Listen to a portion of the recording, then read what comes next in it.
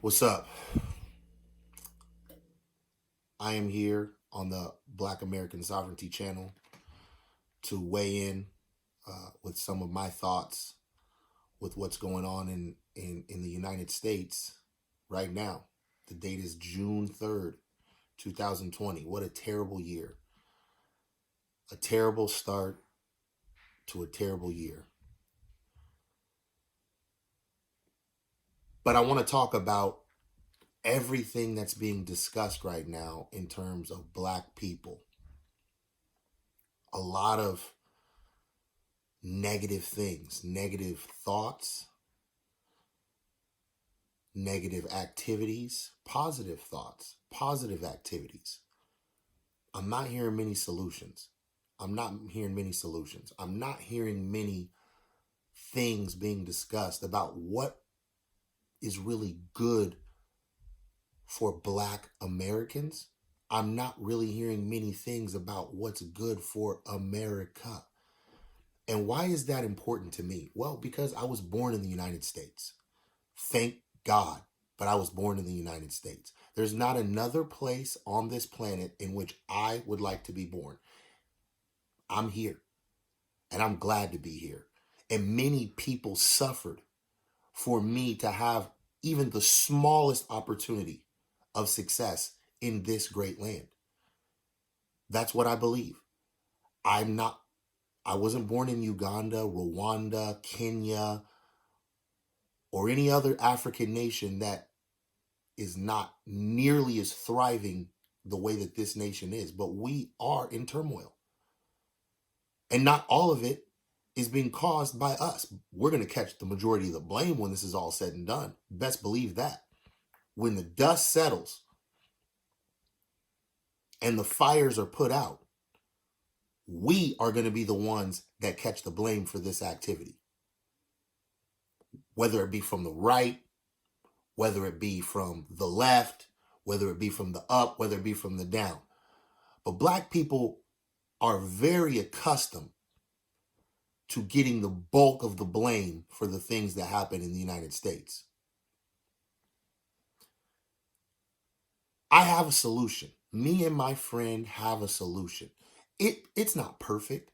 It's not the end all be all, but it's a new idea that I have not heard anyone in the present times discuss, and that is Black American sovereignty. My friend is much better at stating the definition than I am, but what is Black American sovereignty? Let's break down the language. Black. I'm Black. A lot of you watching this are probably Black. A lot of you who are watching this support Black people via Black Lives Matter, via protest, via riot, via we love you, whatever. American. Well, I'm an American. I live in America. We have 50 great states here, and that is at the top of my priority list about how we can help Black people thrive is here in America. I don't have any control over what happens in any African nation, any Indian nation, any Arab nation, what they do to Black people in China, Japan. I would like to believe that I have some semblance of control over what happens to me in the United States. So Black America, sovereignty, independence, sovereign, meaning we can govern and control ourselves, something that we have never had the opportunity to do. We have a lot of Black greatness. If you ask me, looking at where we came from and where we are at, we thrive. When the chips were down and they didn't want to play our music on the radio 60, 70 years ago, look at the charts today. Every piece of music is being influenced by Black culture. Country. Last year, the number one song in the country, I'm pretty sure, was a Black dude singing country. I never thought I would see the day. They didn't want to let us play Major League Baseball. We play, we thrive. They didn't want to see us play in the NFL. 80% of the league is Black. Black quarterbacks are popping up and having levels of success that we never would have dreamed. The NBA, Started off as a white man's league. Jerry West is the logo. Look at it now. Now, that doesn't speak to the overall success of black people. Obviously, we all can't dunk. We all can't sing. We all can't dance. We all are not going to be great thespians and actors. Some of us are going to be carpenters. Some of us are going to be plumbers, electricians. Some of us are going to want to open our own small businesses, whether it's a bar, whether it is a tailor shop, whether you fix lawnmowers, whatever it is. When you look at what we've had to overcome and the level of influence that we have had on the greater American culture, you can't keep us down. You can't hold us down. The only thing you can do is kill us. And that's what we're discussing today. Death. Murder. What happened to that man, rest in peace, George Floyd, is a travesty. It is a travesty. Those 4 officers should be in prison for a long, long time. No doubt about it, no question about it. There's no gray area. We don't understand all the facts. I don't really care what he did 2 years ago, Mr. Floyd, or what crimes he committed a decade ago. It's irrelevant. It's irrelevant. Putting your knee on the neck of somebody for 10 minutes is only going to end one way. And that man knew it, and those men didn't stop him. We definitely do need to make law enforcement more accountable for all Americans, because maybe I'm not black, like Joe Biden said, but white people get killed by the police too. Some of them don't have weapons. Some of them were wrongly killed. It's wrong when a police officer uses the color of authority to kill any American. And all of those people, man, woman, or in between, should be put under the jail, period. But I digress. Because I don't think that's the number one problem that we have as black people. We lead statistics in this country in all the negative categories. Look it up. We have the lowest graduation rate. We have the lowest, we have the highest murder rate. We are the most convicted of crimes. Black males between the age of 16 and 30 are at risk more than any other demographic in the country every day when they walk out of their house, and it's not just by the police. It's by criminals. Maybe they're white criminals, maybe they're black criminals. Crime kills black people. And we don't burn cities down for it. At some point, we have to wake up and ask ourselves, what do we want? What do we want to accomplish? What opportunities do we want to be given? What have we earned for the 200 years of the way that we have been treated in the United States? What have we earned for those blood, sweat, and tears from our forefathers, from our forefathers? The men that built the, I think, 4th largest economy in the planet in the 1800s? What did that wealth earn those men? What did that wealth earn the men that owned them? But it's not just about that.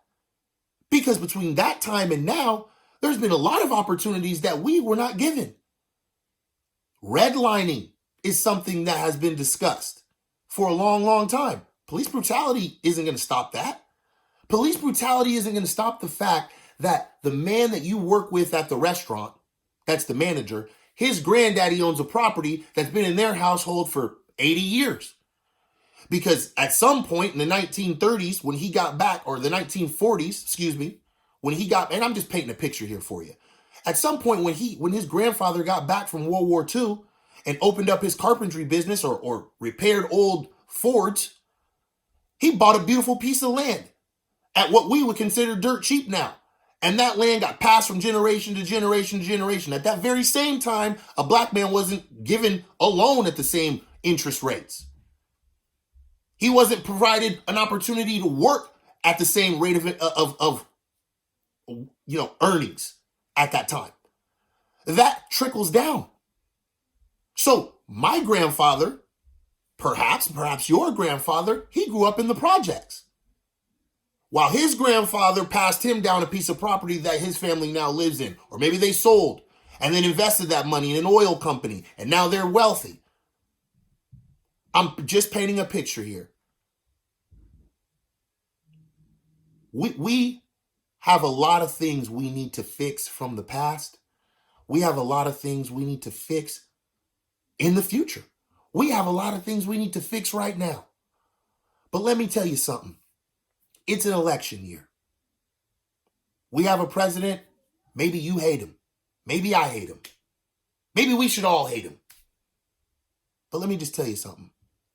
Don't be a pawn on these people's chessboard. Because at the end of the day, these people that make you all these promises and love you and care about you so much, they're the same people that loved you in Martin Luther King times. And where the hell are we at right now? We're arguing over the same shit. I am not going to be a pawn in these people's chess game. I am not going to be the sacrificial lamb that accomplishes nothing for all my tears and all my fists that they want to produce. I just want to read you a couple of statistics. In 2018, there were 14,123 murders. 14,123 murders. Of the murder victims, this is how it breaks down by race between white and black. 6,088 white folks were murdered in 2018. 7,407 black folks were murdered in 2018. So, over 1,300 murder victims more were black. And we're 12% of the population. This is raw numbers. 1,300 more of us were murdered in 2018. And we're 12% of the population. Now, I'm not a mathematician, but that tells me that we're the most murdered people in this country. Let me ask you a question. How many of those murders were by people like the man that killed George Floyd? All of them? Half of them? We weren't burning cities down then. We're going to need to go to those stores when this shit is all over with. We might need to change our brake pads, but we burned down the AutoZone in our neighborhood. And if we didn't burn it down, we let somebody come up in our neighborhood and burn it down in our name. In our name. Now, I know one thing's for sure. Y'all ain't going to let nobody come up in your hood and take what's yours. You're not going to let them come in your driveway and take your car and burn your car. But you're letting these white folks, these Antifa folks, get you riled up. Get you riled up so you can make a fool out of yourself. And they're going to go back to the hills and you're going to be stuck there to deal with the shit that y'all burned down or you let them burn down.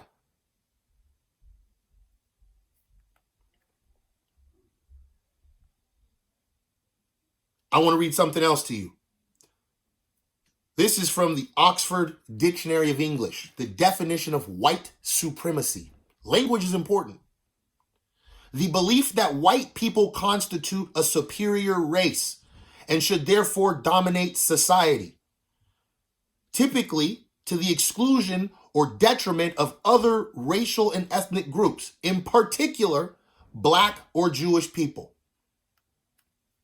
Do you believe the government in your location is operating via white supremacy?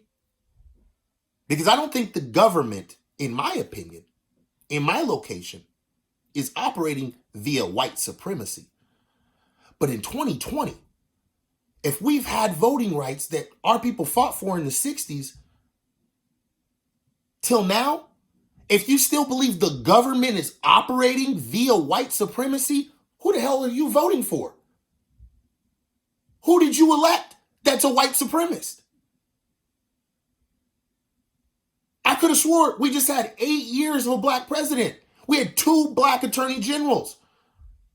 2 black attorney generals. That's the lead law enforcement agent in the United States. 2 of them were black in the last 8 years. But the government's operating via white supremacy, that's not the word we need to use. There are white supremacists. There are white supremacists. They wear hoods. They talk shit. They don't like you. They want you dead. And you know what else they want? They also want to see a race war. They've been preaching that there's going to be a race war ever since I've been alive. On television, they used to be on TV on these different daytime talk shows. The race war is coming. We're going to get them all. You're feeding right into their playbook. When you call the people you elect white supremacists and rile up a frenzy and burn half 13 cities down, you're feeding what the white supremacists really want. For you to act a damn fool or let somebody else come up in your hood and act a damn fool, and they're not going to take any accountability on, it's going to be your fault. You know, if we didn't get all riled up over George Floyd, none of this shit would ever happen. That's where it's going. I'm sure that's what the KKK is saying right now. Why are they making such a fuss over this Negro getting killed? Look at how they acted. Don't make a fool of yourself, my brother. We have a lot of things to accomplish, that we need to accomplish, that we can accomplish, but we need to be organized. We need to be respectful of ourselves, of our family. We need to demand that we get the same opportunities that man's grandfather I described earlier that he got. We need those same opportunities. We earned those opportunities. If you believe that the things that have happened to us over the last 200 years were a crime, then restitution must be paid. And not just in the form of dollar bills, of power, of control. We need to be teaching these young brothers that are out in the street acting a fool with these Antifa fools what it means to do real work, to have real self-respect, to have real discipline. We need to be teaching these folks how to read, write, and do math. We need to be teaching these folks how to build something, how to operate a weapon, how to defend their family, how to treat a woman, how to raise a child. Instead, we're letting these white folks get us riled up and going out here acting a damn fool. It's going to be all our fault at the end of the day. We're feeding into the thoughts and beliefs of the real white supremacists, when what we need to be fighting for is Black American sovereignty. More will be coming. I accept all challenges. I love this country. I love Black people. I love Americans in general.